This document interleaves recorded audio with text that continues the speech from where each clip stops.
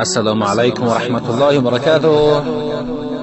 پدران و مادران و برادران و خواهران عزیز، این روز سعید جمعه به تمام مسلمانان مبارک باشد و در این روز سعید جمعه هر که را حاجات و مقصود و طلب است الله سبحانه و تعالی به لطف کرمش برادا بگرداند.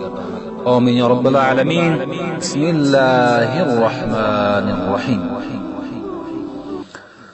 اللهم صل وسلم وبارك عليه. اللهم صل وسلم وبارك عليه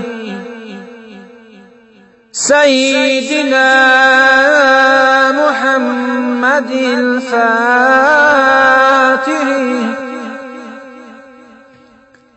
سيدنا محمد الفاتح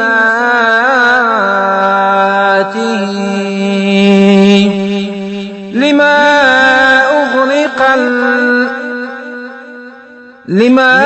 أغلق والخاتم لما سبق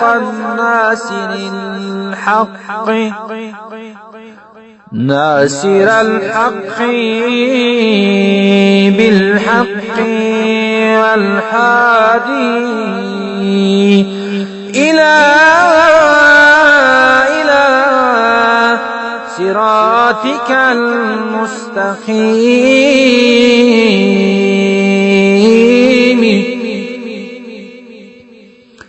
وعلى آله وأصحابه حق قدره ومقداره العظيم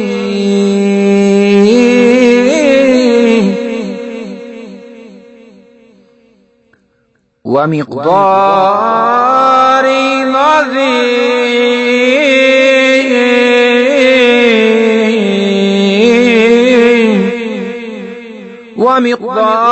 العظيم. صدق الله العظيم.